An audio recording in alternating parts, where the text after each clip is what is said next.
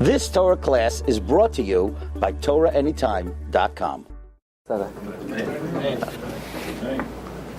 Okay, good evening everyone, Bruchim Abam, welcome. Today is penultimate Shiur before Shavuos. That means second to last.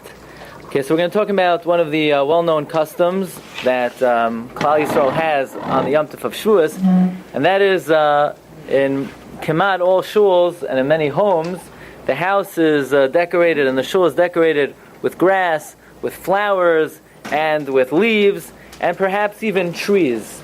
Now, the first record of this minhag is in the Maril. The Maril was Rav Yaakov Molin. Rav Yaakov Molin was born in Mainz in 1365, and he is the backbone of Minhagei Ashkenaz. All Minhagei Ashkenaz is really predicated and based on the psakim of the Maril, especially when it comes to what they call synagogue practice. Basically, whatever takes place in a shul is based on the writings of the Maril. The Ramah, anything that's relevant to shul practice, the Ramah writes on based on the Maril. The Maril writes like this: Noyagin lashtiach ritzbas beis hakneses bebesamim shel asavim. The custom is to cover the floor of the shul with grass and uveshoshanim, and with roses, l'simchas haregel, in honor of the Yom Tov. Now, what do you do if Shavuos comes out on a Sunday like this year? So you can't put it out Erev Yom Tov, you can't put it out on Shabbos. So then the minhag is you put it out at the beginning of Shabbos. Okay, and this is what the Maril writes, and the Ramah codifies this. Look at number 2. The Ramah writes, "V'noegin l'shtayach asavim b'shvuos."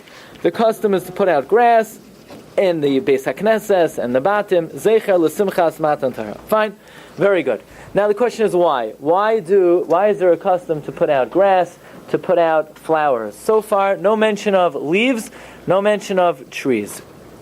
So the Mishnah Berurah says like this, that when Rebbe Shem gave us the Torah on Har Sinai, the pasuk says, "Gam hatzoin v'habakar al yiru el mul haharahu."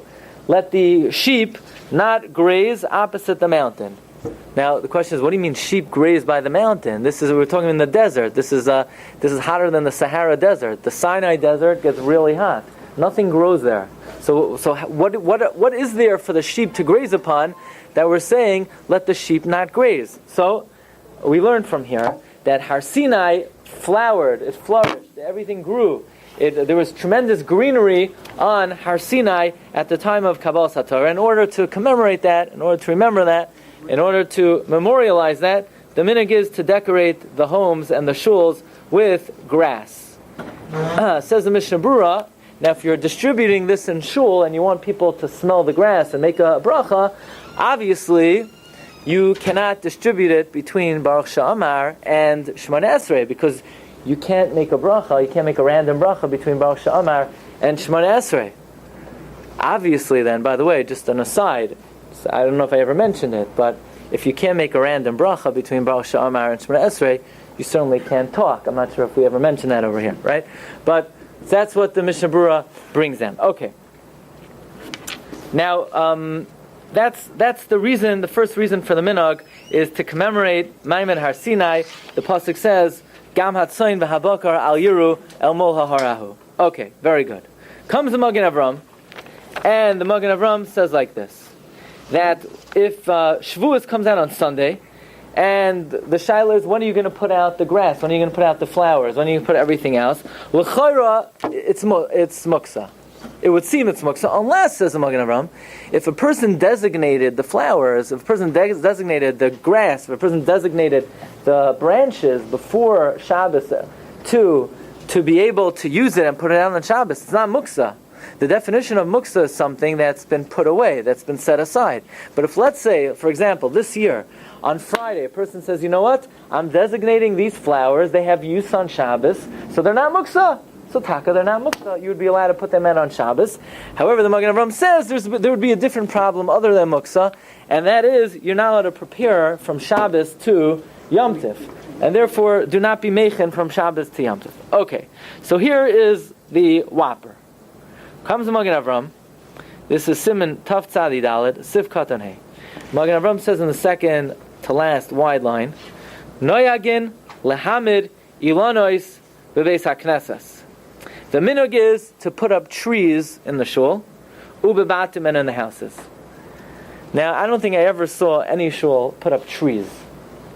Branches. Now, I haven't been here yet, but I don't think I've ever seen flowers. I saw grass. I saw branches. I saw trees. I never saw. I don't think I ever saw in houses they put up trees. But that's what the Magen Avraham says. That's the minhag. Now the shaila is, what's the reason for the minhag? Why put up a tree? The grass I got, the greenery I got, the fruit I got, the flowers I got, to commemorate that Har Sinai bloomed, it blossomed. What's the reason for the trees? Says the Magen Avraham, a very interesting thing. The second Mishnah on Rosh Hashanah says that 4 times a year we're judged. So, for example, on Sukkot we're judged on water.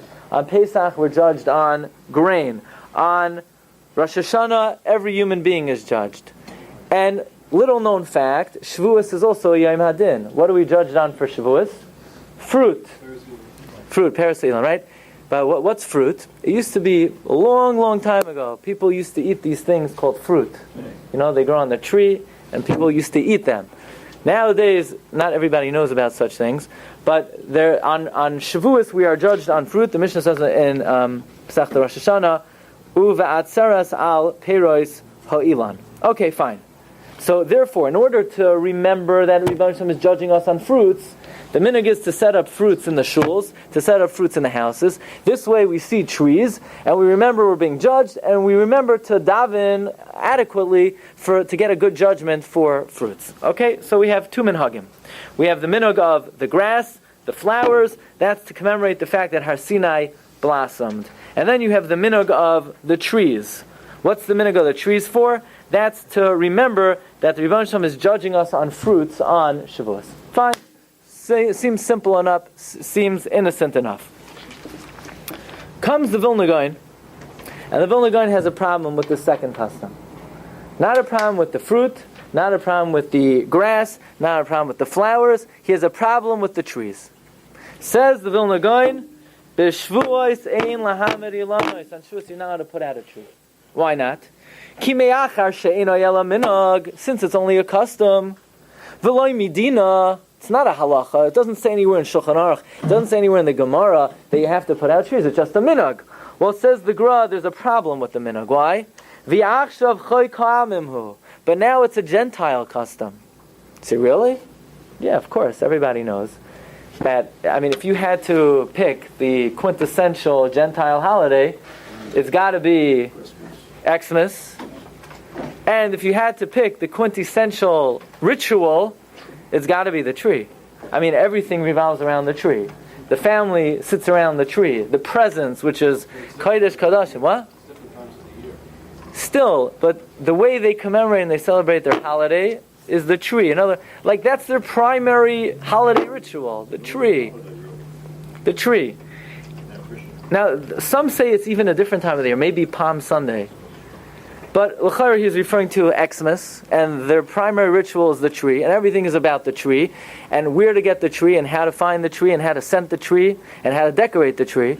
So if we're going to celebrate our Yom Tif with a tree, it's basically doing what the Gentiles do, what the Goyim do, and this is called Choy Ka'amim, and it actually works out conveniently. In this week's Parsha, we have the pasuk. Actually, we don't. We have the pasuk in the Torah, "Uvechukoseim lo yiselecha," right? Don't walk in their statutes. In other words, any Gentile custom we're not allowed to adopt. So you say, we didn't adopt it. We did it first. First came Shavuos. We put up trees. Then came their holiday. So apparently there's a concept that if there is a Jewish custom and the Gentiles adopt it and mimic it, we're through. We're done. We have to cease and desist our custom. So obviously this is a very important topic. In other words, there's a concept of not to follow the ways of the Goyim. So what things that Gentiles do are we not allowed to do, and what things are we allowed to do? I mean, obviously, Gentiles, they breathe, right? I think. So what, all of a sudden Jews can't breathe because Gentiles breathe? Gentiles wear pants. So, now what? Obviously, there are certain things that Gentiles do that you're allowed to do. But apparently the Vilna Gaon says, if they have adopted the custom to celebrate their holiday with a tree, then we need to stop our custom. Doesn't matter the fact that we came first. And by the way, the Chai Adam paskins this way. I don't think they take a lulav. On Sunday is the lulav. Okay, so like this. That's a mitzvah in the Torah. God already told us to do it. It's one of the 613. They're immutable. You can't tamper with it. But if it's just a matter of practice or custom, so now it's not absolutely legislated. Now there's something to talk about. If the Goyim adopt it, then maybe we can no longer practice it. Yeah, but anything that's one of the 613 mitzvahs, if Goyim start wearing tefillin, we're still going to wear tefillin, you know? Okay. Says the Chai Adam. By the way, the Chai Adam was a Talmud of the Vilna Gaon. The Chai Adam writes very clearly, number 8, Hagra bito minog melahamed ilonos ba'atzaras. The Gra was mavatel the minog. In other words, he canceled the minog, he nullified the minog. No more. Jews cannot have trees on Shavuos. By the way, the Mishnah Berurah also brings down that the custom of the Magen Avram to put up trees in the shul, but then he brings down the Gra was mavatel the minog. So I found something very interesting. These only trees. Trees. Not the flowers and flowers are okay. Grass is okay. Bushes are okay. branches. What about branches? So I found something very interesting. Comes Rabbi Yaakov Emden, and Rabbi Yaakov Emden's classic work is his Siddur, the Beis Yaakov, and he writes like this. He writes about the minog noigin l'shtach asavim zecher lamatan Torah. The minog is to spread out grass, zecher lamatan Torah. And then he writes in Halacha Gimel. He says like this: Gam noyagin lehamid anofe ilanois. The minog is to put up branches. Why branches? Probably very simple. You can't put up the tree because the Vilna Gaon, that's already abolished that custom. That's a minog akum. That's a gentile custom. But branches in it of themselves are not a gentile custom. No Gentiles, they don't put up branches in their house. They don't put up branches in their shul, and therefore that would be permitted. Okay, Rabbi say, give me 4 minutes. Okay, we're going to learn basically very quickly the sugya of uchukasem loiselechu. What are the parameters? Very important to know. 3 levels, and this is mamish nogeya b'chol yom. In other words, what things that goyim do are you not allowed to do? What things goyim do you're allowed to do? What are the guidelines? What are the parameters? Basically, you have 2 Gemaras. Look at number 12. It's Gemara Avodah Zarah Daf Yud Aleph. Says the Gemara. It used to be in the olden days, the king would die. What would they do with his possessions? They would burn all of his possessions. They would burn down his house. They would burn all his clothing. They would burn down all his possessions. He had a nice watch. Toss it in the fire. That's it. Everything is gone. Why?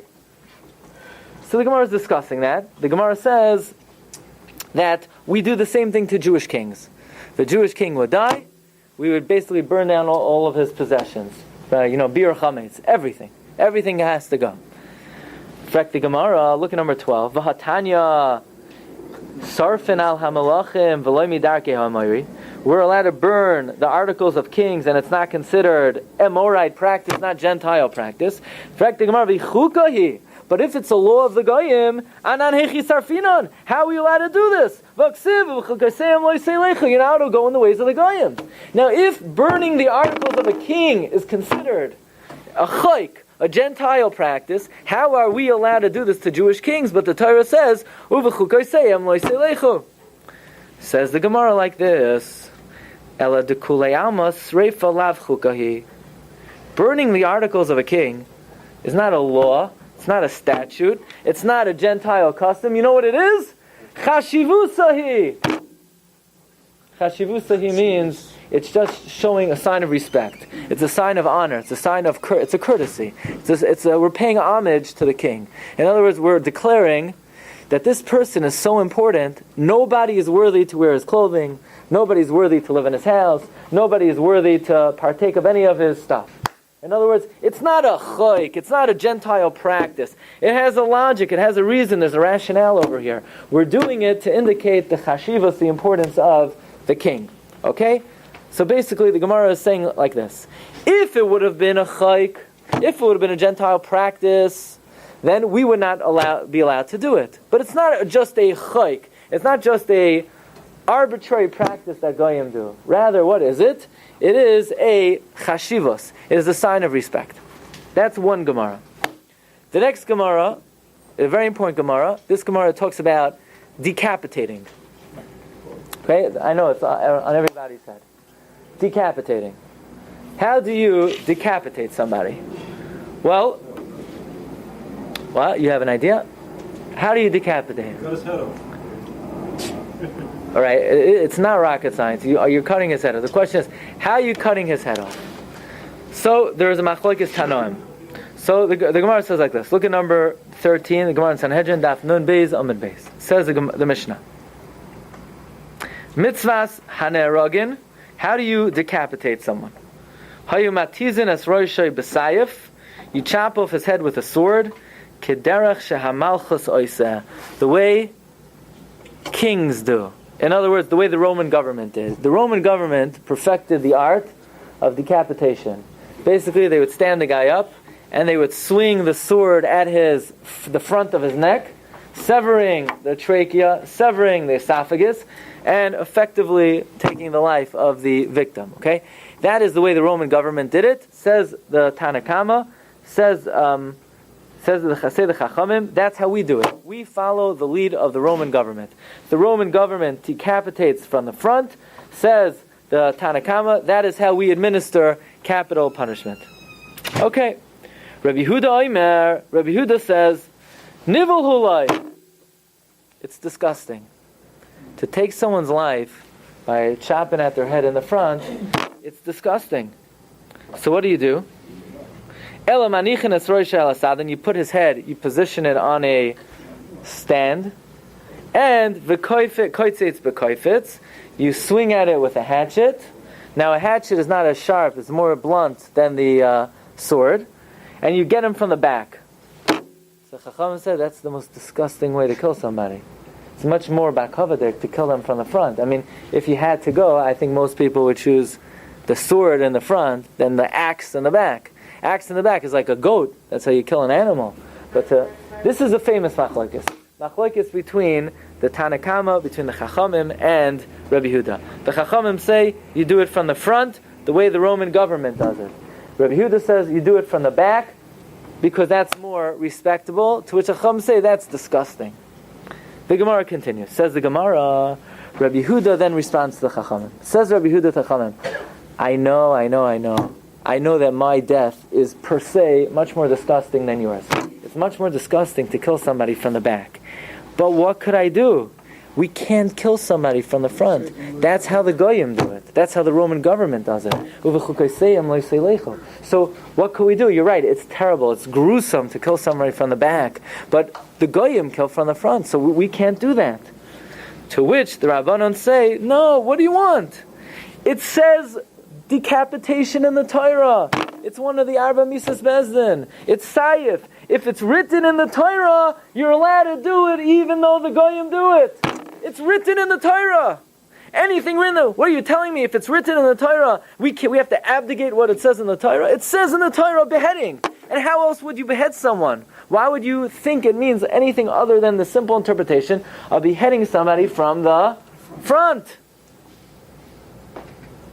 Say the Chachamim, I'll prove to you that anything that it says in the Torah, we're allowed to do despite the fact that the Goyim do. And the proof is because we're allowed to burn the possessions of a king. If a king dies, we burn his possessions. How are we allowed to burn his possessions? But that's what the Goyim do. The Goyim burn the possessions of their kings. You know why we're allowed to burn the possessions of our kings? Because it says it in the Torah. Where does it say in the Torah? Hashem comes to Tzidkiah HaMelech, and he says, Tzidkiah, you're going to die an honorable death. You're going to die a respectable death. You should know when you die, you'll die with full honor, and that is, we are going to burn your stuff.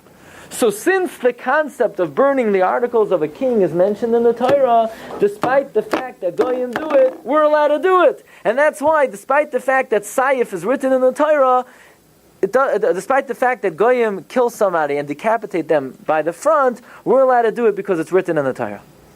Okay. So basically, we have a major problem here. And that is, the two Gemaras are soiser each other. They contradict each other. We have what we call a full-fledged bona fide stira. Because we have two different Gemaras, and they give two different reasons why you're allowed to burn the articles of a king. The Gemara in Avodah Zarah says, why are you allowed to burn the articles of a king?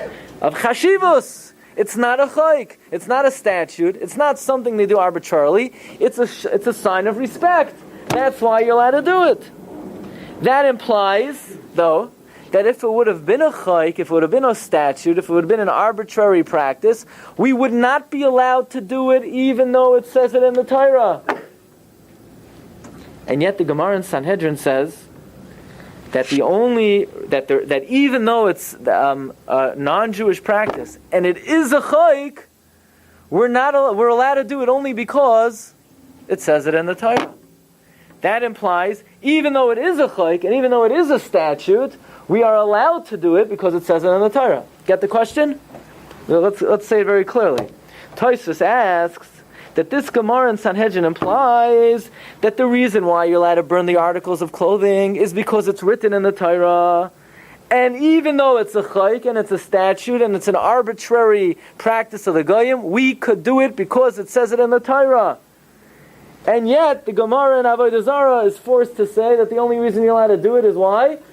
Because it's a chashivas, it's a sign of respect, it's a courtesy. So this is what we call full-fledged stira. If you want to understand the sugi, if you want to have any understanding of this topic, you have to understand this question. Again, what's the reason you're allowed to burn the articles of a king? The Gemara in Avodah Zarah says the reason is, it's not a chayk, it's not a statute, it's not an absolute law. And yet the Gemara in Sanhedrin says, even though it is, you're allowed to do it because it says it in the Torah. That implies that if it wouldn't say it in the Torah, you wouldn't be allowed to do it because it's a chayk. And yet the Gemara in Avodah Zarah says it's not a chayk, it's a chashivos. So what do we do over here? So Tosfos says like this.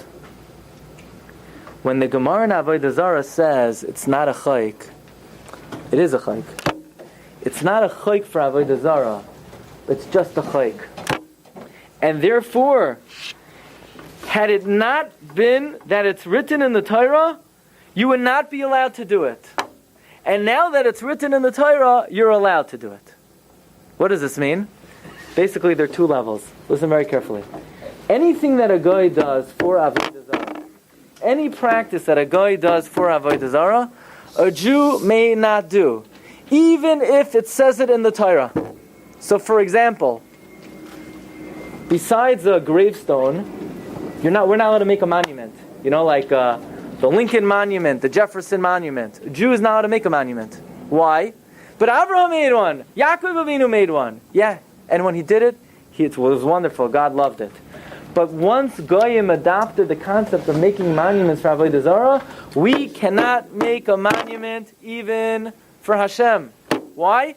Because even though it says it in the Torah, if Goyim use it for Avodah Zarah, we cannot do it. And that's the halacha. Everybody agrees to that. That's how the Chachmas Adam paskins, that anything which Goyim do for idolatry, we cannot do, even if it says it in the Torah. Again, as long as it's not one of the 613 mitzvahs. However, there are certain things that Goyim just do. Why do they do it? Even they don't know. For example, Gentile's walking down the street, he sees a black cat. Oh, he has to cross the street. Why? What's going to happen? He's afraid the cat's going to bite him? It's just a thing they do. It's like a superstition. Then like this. We're not allowed to do it unless it says it in the Torah. It doesn't say in the Torah that you have to cross the street when a black cat is walking by, so therefore, you're not allowed to cross the street. If a Jew walks down the street and he sees a black cat and he says, "Oh, I'm afraid of black cat," you're over allowed in the Torah. Or Goyim don't walk under ladders. That's like the biggest aver. You know what the biggest aver for a Goy is? To open up an umbrella in a house. If you do that, you're a Rasha Marusha. For a Gentile to open up. So a Jew, don't be unless the reason you're doing is you don't want to get the house wet. But stam to have like this. My practice is I don't walk under ladders. Why not? As if you're afraid it's going to fall on your head. Okay, that's a good reason. But Goyim don't walk under any ladders. It's like what part of their Torah? So then a Jew is not allowed to follow that. Because anything that a Goy does for no reason, you cannot do. Unless it says it in the Torah. So there are two levels. Level number one is what a Goy does for Avodah Zarah, you can't do even if it says it in the Torah. Something that a Goy just does for no reason at all, you're not allowed to do unless it says in the Torah. It says in the Torah. Now what about things that Goyim do for a reason? Let's say they button their jacket a certain way. Are you allowed to do that? Yeah, you're allowed to, because they have a reason for it. They have a reason for it. They have a reason for it, right? So basically there are three levels. There are three stages of this Isser. There's things Goyim do for Avodah Zarah, you can never do, even if it says in the Torah. Things Goyim do Stam, you can only do if it says in the Torah. And then things that Goyim do for a logic, for a reason, you're allowed to do. You're allowed to do. Okay. Therefore, coming back to this issue of the trees. Why do Goyim have trees on Kratzmach? What's the reason for it? Why do they celebrate with a tree? I would assume that they just do. Why a tree? They like trees.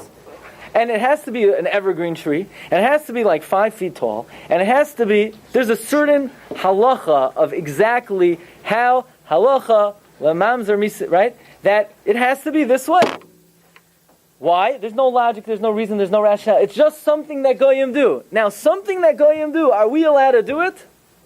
Yeah, if it says it in the Torah. Says the Vilna Gaon, nowhere in the Torah does it say you need to have trees in your shul on Shavuos. Nowhere does it say you have to have trees in your house on Shavuos. So says the Gaon, if it doesn't say it anywhere in the Torah, you gotta drop it, you gotta abdicate. And therefore the Vilna Gaon said, you can't use trees on Shavuos, not in your shul, not in your house. Okay, and that is the psak of the Gaon, that's the psak of the Chayadam, and the Mishnah Berurah.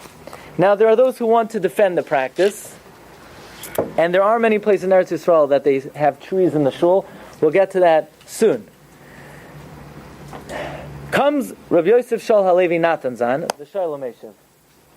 And he says, I see a lot of Jewish shuls, I see a lot of frum shuls, they are setting up trees in their shuls, and he feels compelled to try to defend the practice of those shuls that set up trees. And he says like this. He says that he went around, he took a poll, he conducted a survey, and survey said that why do Goyim have trees in their shuls? Why do Goyim have trees on their holidays? So he asked around, and the Alta Goyim, they said, you know what? It's nice. It's a nice thing. Decorative. It looks good. It smells good. So says Rabbi Yosef Shol Levi Natanzan, that means they're not doing it for no reason. They're not doing it as a chayk. They're not doing milsa b'lei tam. They're doing it for a rationale. They're doing it for a reason. They're doing it logically. In such a case, then we would be allowed to keep the custom. It's only something Goyim do just as like a matter of principle without any reason at all. But this Goyim do for a reason. He conducted a survey. He conducted a census. And he asked, and that was a reason given. So therefore he wants to defend the custom. Interestingly, there in the official biography of the Chassam Sofer, in Pressburg, the custom was, very interesting, he writes, the custom was they would put grass, fragrant grass, they would put trees in the shul of Chassam Sofer, and they would, by the Makkah and the Chassam Sofer himself, where his stender was, they made him a big canopy. They still do that today in some Hasidic places, and they made the Chassam Sofer a big canopy. Okay, they did that for him every year. One year Chassam Sofer comes into the shul, he's looking around, there's no canopy. The Gabbai is supposed to put up the canopy. Chassam Sofer was mocked, but he was upset. He was upset at the Gabbai. You don't want the Chassam Sofer getting upset at the Gabbai. The Gabbai did not live out the year. Chassam Sofer, now the Chassam Sofer was not somebody who was makbid. The Chassam Sofer held for Kavod HaTorah, he wasn't Moichel. Gabbai didn't make out the year.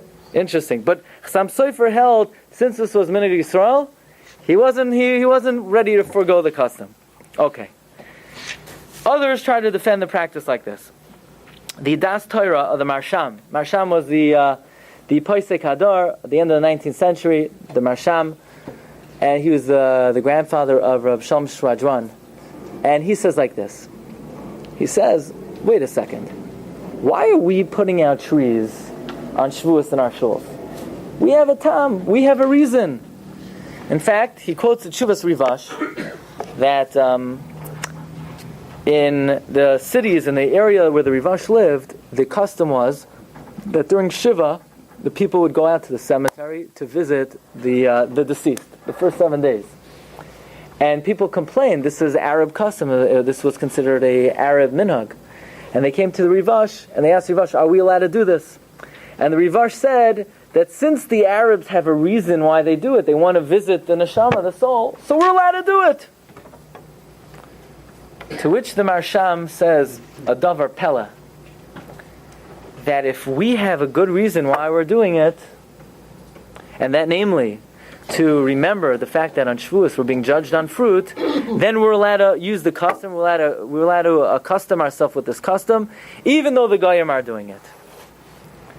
It's mamish a davar pella to say such a thing. Because the whole concept of Chukasem Leiselechu is that of course we have a reason. We would never do anything without a reason. The point is, do the Goyim have a reason? And for the tree, the Vilna Gaon held that the Goyim don't have a good reason why they put out trees. They just do it. So the fact that the point is not that we have a reason, the point is that the Goyim don't have a reason. So exactly why it would help that we have a reason, it's a davar pella that the Marsham says this. I was happy to see Rav Moshe quotes the Marsham in one line.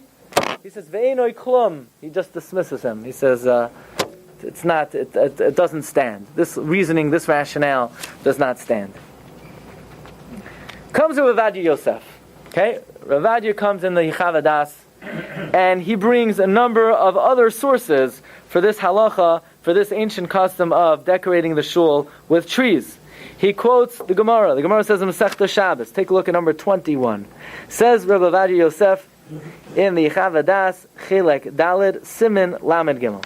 He quotes the Gemara in Shabbos on Daf Peichas. I'm sure you remember the Gemara. The Gemara says on the pasuk Lechayav Ke'arugas Haboisem that every word of Aseres Hadibros that emanated from Hashem, the whole world was filled up with besamim. So every time Hashem said Anoichi, fragrant besamim filled the world. Hashem, fragrant besamim. So says the Chidah in this Gemara, we see from here, and Rav Ovadia quotes this, we see from here that the giving of the Aseres Hadibros was associated with blooming, blossoming, with besamim, and this may also be a reason for the custom of decorating the shul with trees. And he quotes another makar, very interesting makar. The Targum Sheni on Megillas Esther and Paragimel, Targum says like this, that one of the things that Haman told Achashverosh is that, this is in the Targum on Megillas Esther, that when the Jews go to shul, they take flowers, they take apples, and they gather them, they throw them on the floor, they gather them, and they say, this is the way the Torah was given. So again, this is another similarity, this is another source for the concept of decorating the shul.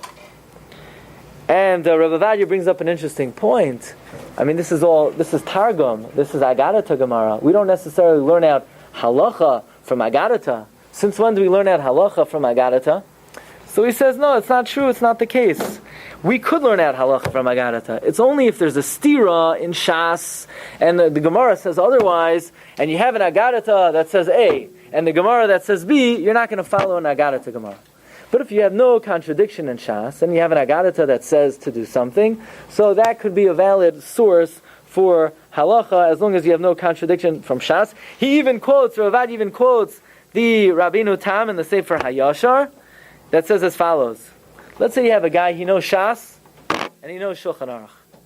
And he doesn't know Pirkei de Rebbe Lezer. And he doesn't know Medrash Rabbah. And he doesn't know Agadata. He has no right to be Mavatal any minhag. Well, I know, it doesn't say anywhere in Shas and Poskim. Fine. Maybe it's a Medrash, maybe it's a Pirkei de Rebbe Lezer. You gotta know, I remember they once asked Rav Victor Miller, I heard him say this. They once asked, Rav Miller, what's a Talmud Chacham?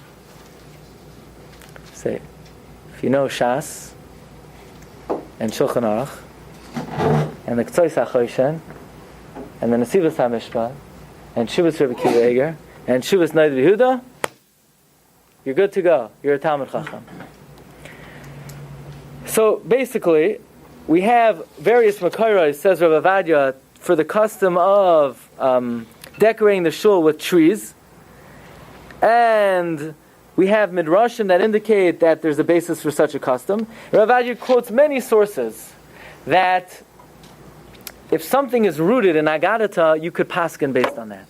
For example, there's a Taisus in Masechta Avodah Zarah that learns out a halacha from the Medrash on Megillas Esther, that Haman tells Achashverosh, she says like this: if a fly would fall into their cup, the Jews would spill it out and drink it. And if you would touch their cup of wine, they would spill it out and they would wash out their cup 3 times. So Taisus says, what do you have to wash out a cup 3 times for? It's not hot. So we learn a halacha from here that if you have a davar asur that's cold, it requires washing 3 times. Where do we learn this out from? In Agadata, a medrash. It's not a halacha Gemara, it's an Agadata. No, you see from here you're allowed to learn that halacha from Agadata.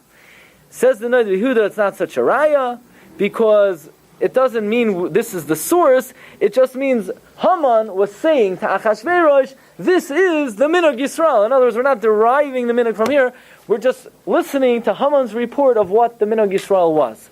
But in any event, Rav Adia says, look, you have many sources, you're allowed to put up the tree. The Vilna Gaon says this is a non-Jewish custom, and anything that Goyim do for no reason, we have to abdicate, we have to cease and desist. So again, Rabbi Vadia says the Svar of the Marsham. He says, look, but we do it for a reason. And if we do it for a reason, despite the fact that Goyim do it for no reason, you're allowed to continue doing it. Again, we said that's a davar pella, because l'chayra, anything that Goyim do for no reason, it would seem you're not allowed to do, even if we have a reason. That's the whole concept of l'chukoseyim lo yisei. And Rav Adia says something that to me is very difficult. He says the Vilna Gaon is going l'shitase. It is well known that the Vilna Gaon holds a very chamor dekashita that we don't paskin like. And that is, he argues on the Ramah and the Ramah's Makar. The Ramah quotes Rav Yosef Cologne. That's the city he came from. He quotes the Marik, Rav Yosef Cologne, who says that anything that Goyim do for a reason, for example, the Ramah says, doctors, they wear a white garment. Why do doctors wear a white garment? They're not doing it for Avodah Zarah. It's not a superstition. It's not just a practice. They do it for a reason. They want to show their distinction, maybe for hygiene. They want to show this way people could recognize they're a doctor. Says the Ramah, anything Goyim do for a logical, reasonable basis, we're allowed to do. The Goyim says you're not allowed to. The Goyim is a very strict understanding of uvechukoseyim lo yisei. Now that's not normative halacha. Normative halacha is like the Ramah. That's something that a guy does. So for example, this is a contemporary issue. In Israel, they have, to commemorate certain things, they have a moment of silence. Moment of silence. Where does it say in the Torah that you should have a moment of silence for people who died? You're right. It doesn't say anywhere in the Torah. That's not how we commemorate anything. But why do Gentiles commemorate something with a moment of silence? Is it for Avodah Zarah? No. Is it just something arbitrary? No, it has a rationale. You stop what you're doing, and for a moment, you sort of remember the victim. Now, it's not a Jewish thing. It has no basis in Judaism. But it's something Goyim do for a reason. Now, are Jews allowed to do it? The Vilna Gaon would say no, because the Vilna Gaon says, you can't do anything Goyim do. It doesn't matter why they do it. If they do it, you do the other thing. We don't paskin like that. It's not normative halacha. Normative halacha is, you can do it. It's not avodah zarah. It's not milsa b'lei tam. So that's just an example. So says Rabbi Vadia, the reason why Goyim have trees, it's not an avodah zarah thing. It's not a senseless thing. It's a nice way to decorate the house. The Vilna Gaon's problem with it is because he's going l'shitase. He's going with his shita that you're never allowed to do anything Goyim do, even if they do it for a reason. But we don't paskin that way. We paskin that if Goyim do something for a reason, you could do it. And therefore Rabbi Vadia concludes that this minhag is based on authentic sources, minhag Yisrael Torah, and you could put up trees in shuls, and in many shuls in Eretz Yisrael they do put up trees. What does it mean, a tree? I don't understand. Anyway. A tree? A tree? You go to Home Depot and you buy a tree. In the United States. Anyway. Not a tree. In the White Shul, they don't have a tree? Branches. No, they don't have any trees whatsoever. They only have flowers. Sullets, let's say, by Rabbi Reuben, he has big branches. But it's not a whole tree, you know. In Eretz Yisrael, apparently, in many shuls they have trees, and Ravadia says there's basis for this. Taking a small tree with a plant. A tree. You go to Home Depot, you pay $20, you put it on the back of your pickup truck, and you put it into the shul. One on this side, one on that side. Well, anyway, comes Rav Moshe. Rav Moshe says, nothing doing. The Vilna Gaon was Mavatel, the Minhag, you can't have a tree in the shul. The Marsham says, but we're doing it for a good reason. Rav Moshe says, Einoi Klum. It's not true, it doesn't make any sense. So what if we do it for a reason? But Goyim do it for no reason. Goyim do it for no reason. So I was very bothered with what Rabbi Vadia is saying. Usually I'm right in there in the thinking process. Usually it's something that I understand. I'm not clear why he is allowing this. Do Goyim really do it for decoration? They're trying to decorate their house. That's why they have a holiday tree. I don't think they're decorating their house. It's just a thing. It's a fad. Like you have to do it. It's like if a guy doesn't have a holiday tree, he's an oisvarf. He's not a guy. He's almost a yid. Chas v'shalom. If he doesn't have a tree, he's not really. He's like a conservative guy. He's like a reform guy. It's a thing. Goyim have to have a tree. It's a milsa b'loi tam. So I think the pshat is like this. There's no machlokes between Rav Avadia and Rav Moshe. It depends what country you're in. If you're living in Israel, there are no Christians around. They're all Arabs. Arabs don't have trees. That's not how they celebrate. They don't go through, go to the shuk, pick up a tree, and bring it back into their tent. It doesn't even fit in their tent. They don't celebrate with trees. So if in Eretz Yisrael, thinking about a custom that Goyim have trees, why would a guy do it? Unless he wants to decorate his house. But in America, everybody knows that Goyim have a tree. They have no reason why they have a tree. It's mamash a choik. You have to have this kind of evergreen tree. If you have any other tree, you're not a guy. It has to be a certain height. It has to be a certain smell. It has to come from a certain place. It's a choik. So it depends what country you're in. And Baruch Hashem, I found Rabbi Yashiv says the exact same thing. Rabbi Yashiv in the Sefer Ashrei Ha'ish, he brings down this idea that in Chutz La'aretz, the Vilna Gaon was mavatel, the minhag of trees. Why? Because we live in a Christian world. This is the quintessential Christian practice.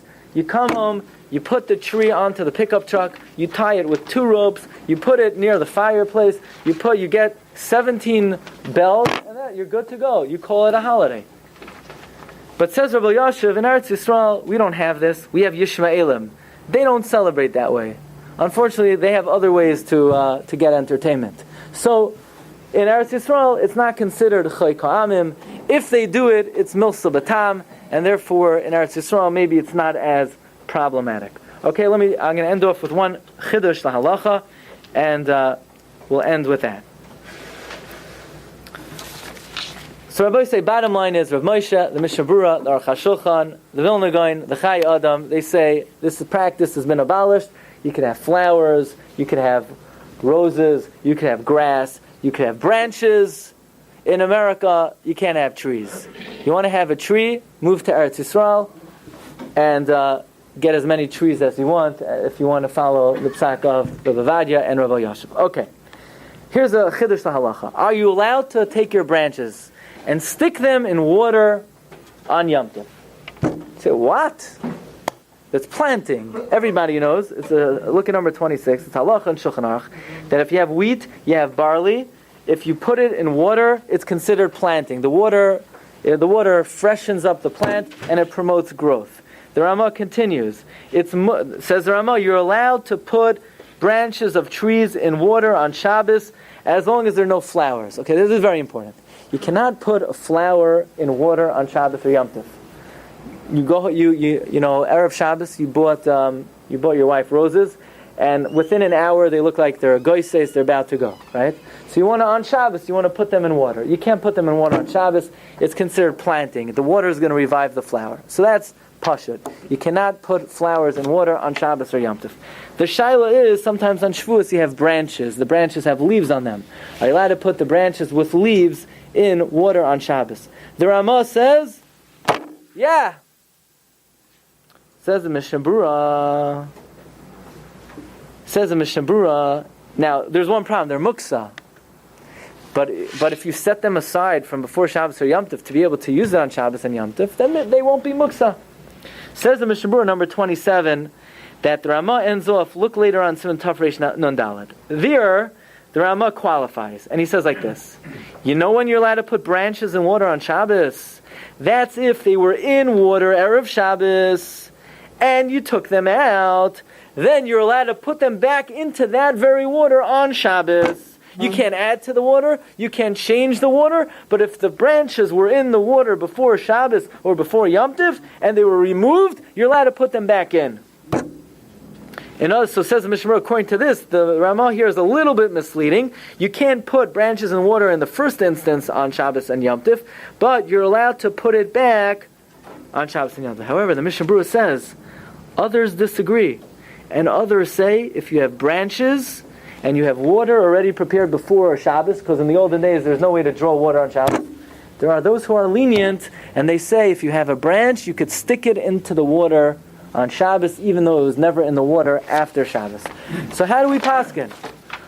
You're definitely allowed to, if you had a branch in water on Friday, you could stick the branch, again, not flowers. Flowers you cannot put in any water on Shabbos. But if you had branches and water, Erev Shabbos or Erev Yom Tov, you could put it back on Shabbos and Yom Tov. What about if you forgot? You went to the store and you brought home before Shavuos really nice branches with really nice leaves, and you forgot to put it in the water. The Mishnah Berurah writes in the Sha'ar Tzion, Efsher, it could be that you could be soymech on the shitos that you could put it in water on Yom Tov.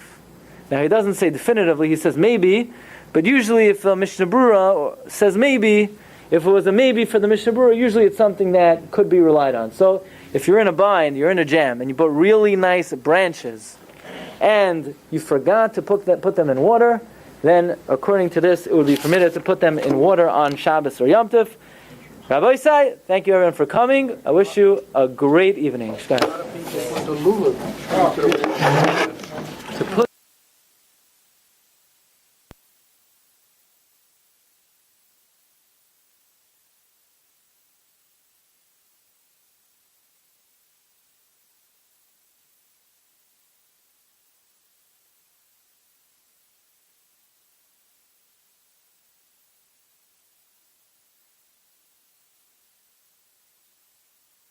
You've just experienced another Torah class brought to you by TorahAnytime.com.